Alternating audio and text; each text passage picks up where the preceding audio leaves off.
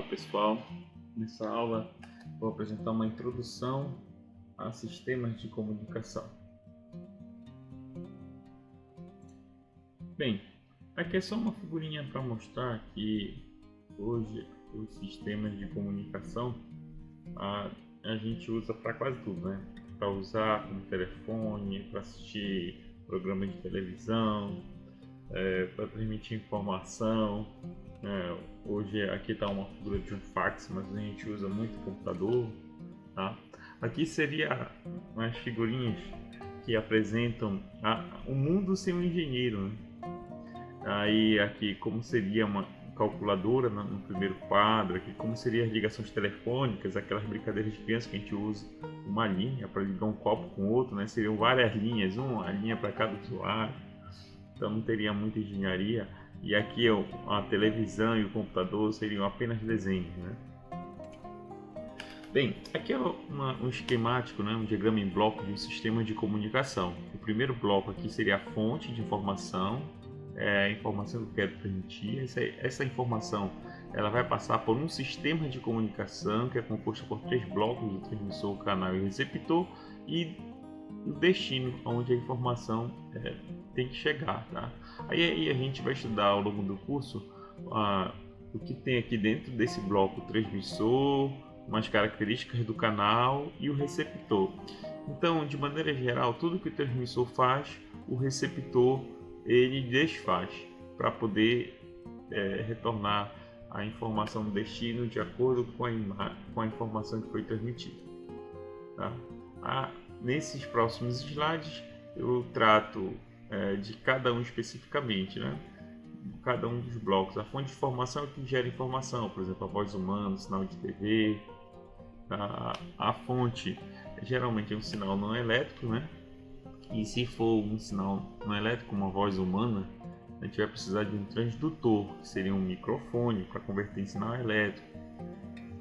Isso aí a gente chama de sinal de banda base. Toda vez que a gente falar em banda no curso, a gente está referindo à faixa de frequência. Então, banda base é a faixa de frequência base do sinal, sem nenhuma modificação.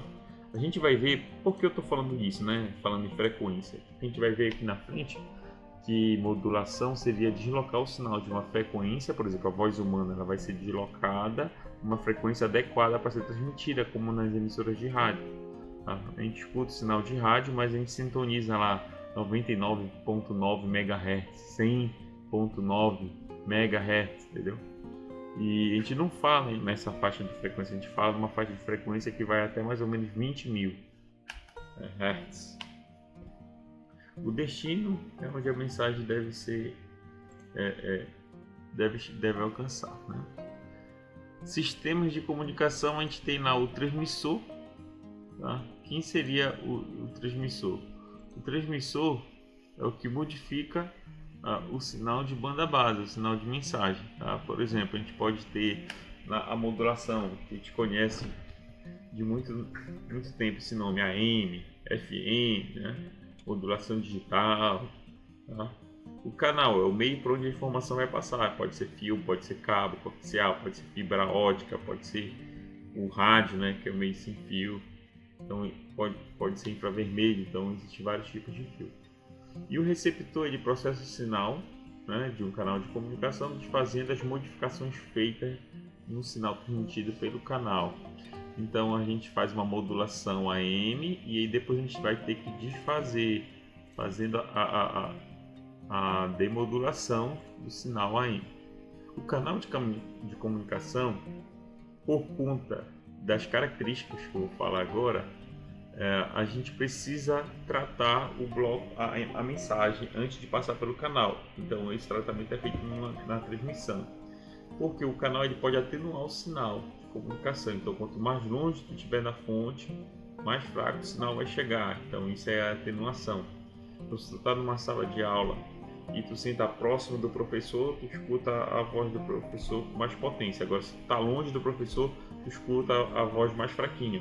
A interferência, né? Então, por exemplo, se tu tem uma rede Wi-Fi hoje, né? Todo mundo tem nas suas casas, por exemplo, ou na área de trabalho, um um roteador Wi-Fi, que distribui o sinal Wi-Fi. E todos eles têm mais ou menos 11 canais para te trabalhar.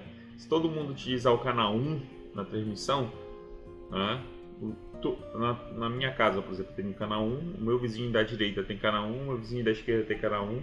Então isso pode gerar uma interferência, e a interferência degrada o sinal que está sendo transmitido, e com isso tu cai a tua taxa de transmissão, né? Ou o teu sinal é completamente destruído.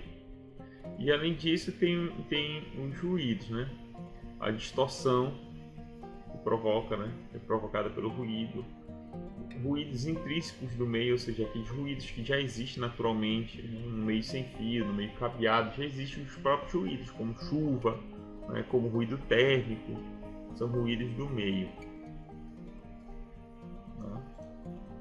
Bem, falar aqui um pouquinho sobre a diferença entre mensagens analógicas e digitais. Para isso a gente tem que saber que sinal analógico são sinais contínuos no tempo. Por exemplo, a temperatura de uma localidade, ela varia de acordo com o tempo, certo?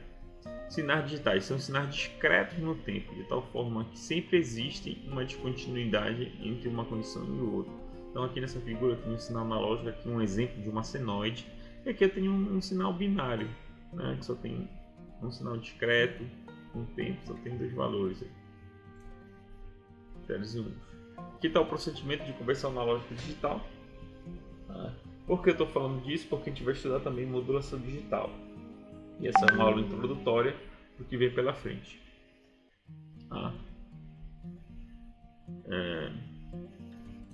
Vamos lá. O sinal entra analógico, para eu transformar eles em bits e uns e zeros, porque a modulação digital, a fonte vai entregar uns e zeros para o bloco transmissor. Então a minha voz ela não é digitalizada, eu preciso passar por 3 bloquinhos, o amostrador, o quantizador e o decodificador. E do outro lado, para fazer o contrário, para restaurar o sinal analógico, é possível ser restaurado usando o decodificador e um filtro passa-baixas. Tá? Então, primeiramente, o amostrador, para ele funcionar direito, ele tem que seguir o teorema da amostragem, que diz que a frequência de amostragem tem que ser maior ou igual a 2 vezes a máxima frequência do sinal de mensagem. Tá? Esse é um teorema por critério de Knight, que publicou há muito tempo atrás. Tá? Ou teorema de amostragem. Então, se eu tenho um sinal de voz e a minha voz, eu estou falando com ela, eu tenho meus agudos, lá, o pico máximo de frequência é em 20 kHz. Então, para eu poder digitalizar, eu tenho que seguir esse teorema. Então, se é 20 kHz, eu tenho que ter 2 vezes acima. Eu tenho que transmitir essa voz com acima de 40 kHz, 2 vezes 20, 40. Então, ensinar, por exemplo, um CD de música, eles estão gravados acima de 40, geralmente 44 para cima, tá? Com a taxa de 44 kHz para cima, que é o dobro da frequência. Se for gravar um CD de música com abaixo de 40, vai perder alguma informação, tá? Não vai ter uma qualidade boa. Quantização, que é a segunda etapa aqui, o segundo bloco, é uma aproximação para valores pré-determinados dos pulsos amostrados. As amostras, elas vão pegar o eixo do tempo. Eu estou falando aqui, o tempo está passando, então vai pegar esse eixo do tempo e vai cortar em vários pontinhos, vários pedaços. Eu vou fazer várias coletas temporais. A quantização vai pegar o eixo da amplitude e vai fazer aproximações, como a gente vai ver mais na frente. Tá? Então aproxima o eixo, a amostragem aproxima, ela discretiza o eixo do tempo, e a quantização o eixo da amplitude. E a codificação vai atribuir bits para essa amplitude que foi digitalizada. Depois dessa amplitude ser digitalizada, a quantização vai atribuir bits. Tá? Então, primeiro, a amostragem teria um sinal com os pontos ligados aqui, ó. Se esses pontos vermelhos estivessem todos ligados, a gente teria um sinal analógico. Aí a amostragem vem, ó, pega um ponto aqui, uma coleta no ponto 1, depois no ponto 2, ponto 3, ponto 4. Aí a quantização já vai fazer essas linhas horizontais aqui. Esses pontos, eles podem estar em qualquer posição. Então, eu vou arredondar ele sempre para a linha horizontal mais próxima. Isso aí significa que é a quantização. Tá? Essa figura aqui é mais completa, Tá? Então a linha azul, sinal analógico. Depois eu vou aqui pegando os pontos vermelhos que estão em cima do azul, ó, são os sinais amostrados. Depois esses pontos vermelhos eu tenho que digitalizar. Então eu não consigo digitalizar qualquer ponto vermelho, porque ele pode estar em qualquer valor da curva. E uma curva tem infinitos pontos, então não dá para eu ter infinitos códigos, não teria como processar. E aí esses pontos vermelhos vão se aproximar para linhas tracejadas mais próximas. Por exemplo, esse segundo ponto vermelho se aproximou para cá, esse aqui caiu certo em cima, né? Aqui tem um pequeno deslocamento, olha, esse ponto vermelho está mais próximo dessa linha, esse ponto vermelho mais próximo dessa. A linha contínua aqui é um ponto de decisão, tá? Então essa linha aqui, por exemplo, contínua, ela divide os dois pontos tracejados na mesma distância. Então, como o ponto vermelho está acima da linha, então eu arredondo para cá, tá? Por exemplo aqui, ó, ponto vermelho está abaixo da linha contínua, estou arredondando para cá. Depois que esses pontos são digitalizados, são quantizados, eu digitalizo. Por exemplo, esse primeiro ponto é 1, 1, 0, então a sequência vai ser 1, 1, 0. Segundo ponto é 1, 0, 1, 1, 0. Terceiro ponto também aqui, então o binário dele é 1, 1. Então cada valor de amplitude dessas linhas tracejadas vão ter um binário correspondente, tá? Então essa sequência também é chamada de PCM, que a gente vai estudar mais lá na frente no curso. Tá, então aqui é uma exemplificação de como seria, né? Então dígito 0, aí se eu representar com 4 bits, vai dizer 000. Eu posso ter uma forma de onda com 4 pulsos para baixo, aí 1 é 001, aí 3 para baixo e para cima, e assim por diante. SNR, largura de banda do canal e taxa de comunicação. Então a gente vai falar um pouquinho da relação entre esses parâmetros. Então são parâmetros fundamentais, né, que controlam a taxa e a qualidade da transmissão, a largura de banda e a potência do sinal. Tá? Então esses dois são parâmetros fundamentais. A gente vai ver porque a largura de banda de um canal é a faixa de frequência que ele pode transmitir com razoável fidelidade. Tá? Então, para um canal com largura de banda B, que pode transmitir N impulsos por segundo, tá? Para transmitir Kn impulsos por segundo, eu preciso de Kb de largura de banda. Então, à medida que eu aumento o número de pulsos, eu teria que aumentar a minha largura de banda, certo? Para aumentar a taxa de transmissão.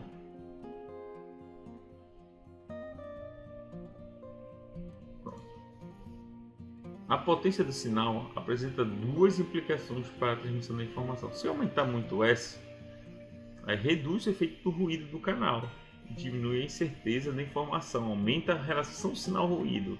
A gente chama do inglês Signal Noise Ratio, ou do português SRR.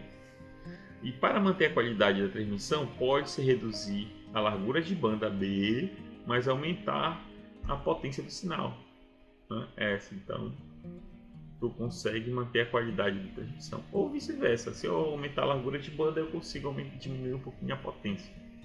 Aí existe uma relação matemática, tá, que foi uma equação de Shannon da década de 40, tá, que fala assim, ó, a capacidade de transmissão é diretamente proporcional à largura de banda vezes o log na base de 2 de 1 mais a relação sinal-ruído.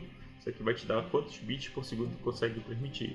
Então, a relação sinal-ruído depende da potência que tu está transmitindo e o nível de ruído do canal. Tá? Então, isso mede a relação sinal-ruído. Modulação. Então, o que seria a modulação? Modulação é um processo pelo qual alguma característica de uma portadora é variada de acordo com o sinal ou a mensagem do sinal modulante. A onda modulante é o sinal de banda base. Eu falei no início que o sinal de banda base é o sinal que ele está na sua frequência original sem sofrer nenhuma modificação. A onda modulada é resultado do processo de modulação. E por que a gente tem que modular? Para deslocar o sinal para frequências mais apropriadas, para facilitar a irradiação e multiplexação. Tá? Então, facilitar, deslocar o sinal para frequência apropriada, porque existem diversos meios com características diferentes. Então, cada meio pode ser feito um estudo e verificar, ó, se eu transmitir na frequência de 1, esse meio aqui acaba com o sinal, mas se eu transmitir por esse meio na frequência de 10, meu sinal consegue passar melhor. Tá? Facilidade de radiação.